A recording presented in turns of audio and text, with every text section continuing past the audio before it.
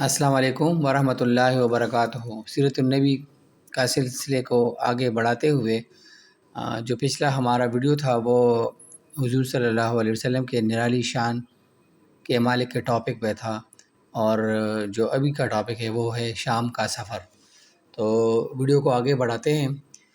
جو ہی آپ نے پتھر پر پاؤں مارا، اس کے نیچے سے صاف اور عمدہ پانی پھوٹ نکلا۔ انہوں نے ایسا پانی پہلے کبھی نہیں پیا تھا۔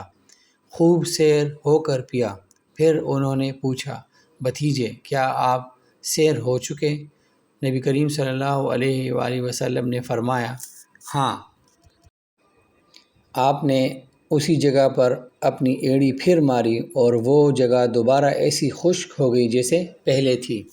حضور صلی اللہ علیہ وآلہ وسلم چند سال اپنے دوسرے چچا زبیر بن عبد المطلب کے ساتھ بھی رہے تھے۔ اس زمانے میں ایک مرتبہ حضور صلی اللہ علیہ وآلہ وسلم اپنے ان چچا کے ساتھ ایک قافلے میں یمن تشریف لے گئے۔ راستے میں ایک وادی سے گزر ہوا۔ اس وادی میں ایک سرکش اونٹ رہتا تھا۔ گزرنے والوں کا راستہ روک لیتا تھا، مگر جو ہی اس نے نبی کریم کو دیکھا تو فوراً بیٹھ گیا اور زمین سے اپنی چھاتی رگڑنے لگا۔ آپ اپنے اونٹ سے اتر کر اس پر سوار ہو گئے۔ اب وہ اونٹ آپ کو لے کر چلا اور وادی کے پار تک لے گیا۔ اس کے بعد آپ نے اس اونٹ کو چھوڑ دیا۔ یہ قافلہ جب سفر سے واپس لوٹا تو ایک ایسی وادی سے اس کا گزر ہوا جو طوفانی پانی سے بھری تھی۔ پانی موجیں مار رہا تھا۔ یہ دیکھ کر آپ نے قافلے والوں سے فرمایا، میرے پیچھے پیچھے آؤ۔ پھر آپ اطمینان سے وادی میں داخل ہو گئے۔ باقی لوگ بھی آپ کے پیچھے تھے۔ اللہ تعالیٰ نے اپنی قدرت سے پانی خشک کر دیا اور آپ پورے قافلے کو لیے پار ہو گئے۔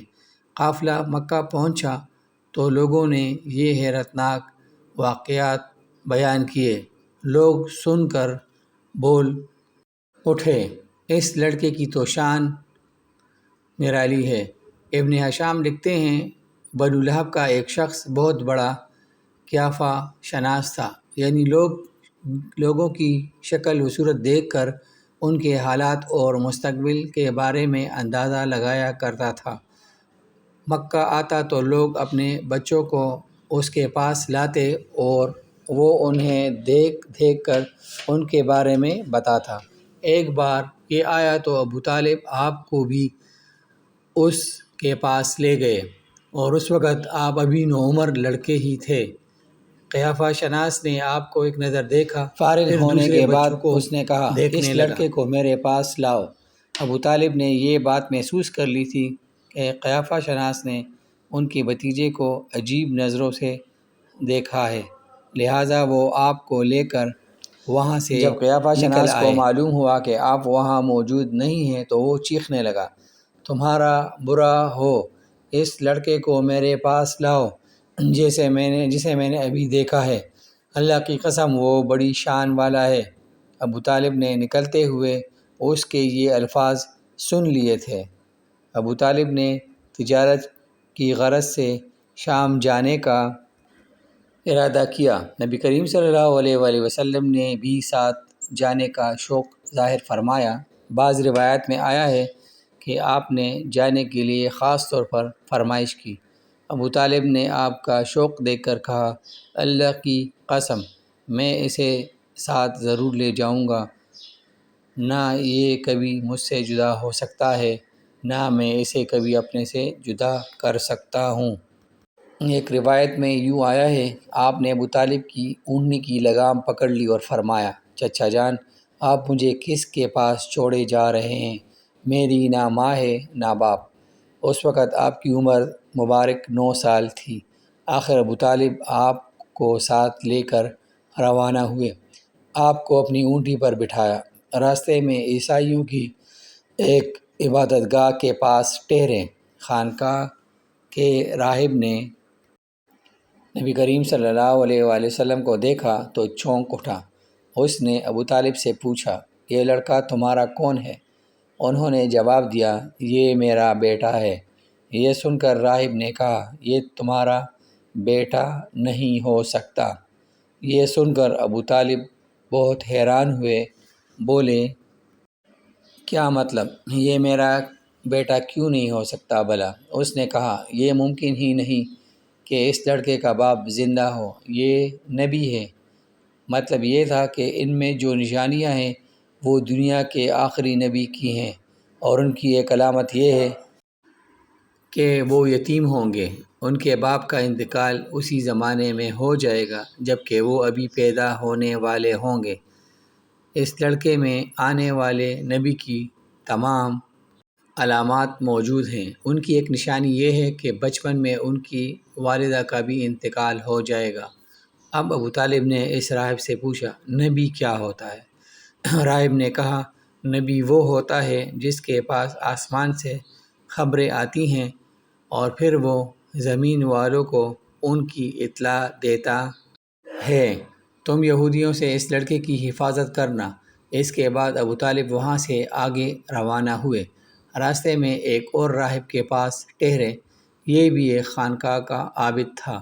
اس کی نظر بھی نبی کریم صلی اللہ علیہ وآلہ وسلم پر پڑی تو یہی پوچھا یہ لڑکا تمہارا کیا لگتا ہے؟ ابو طالب نے اس سے بھی یہی کہا یہ میرا بیٹا ہے۔ راہب یہ سن کر بولا یہ تمہارا بیٹا نہیں ہو سکتا، اس کا باپ زندہ ہو ہی نہیں سکتا۔ ابو طالب نے پوچھا وہ کیوں؟ راہب نے جواب میں کہا اس لیے کہ اس کا چہرہ نبی کا چہرہ ہے، اس کی آنکھیں ایک نبی کی آنکھیں ہیں، یعنی اس نبی جیسی جو آخری امت کے لیے بھیجے جانے والے ہیں۔ ان کی علامات پرانی آسمانی کتابوں میں موجود ہیں۔ اس کے بعد یہ قافلہ روانہ ہو کر بصرہ پہنچا۔ یہاں بحیرہ نام کا ایک راہب اپنی خانقاہ میں رہتا تھا۔ اس کا اصل نام جرجیس تھا، بحیرہ اس کا لقب تھا۔ وہ بہت زبردست عالم تھا۔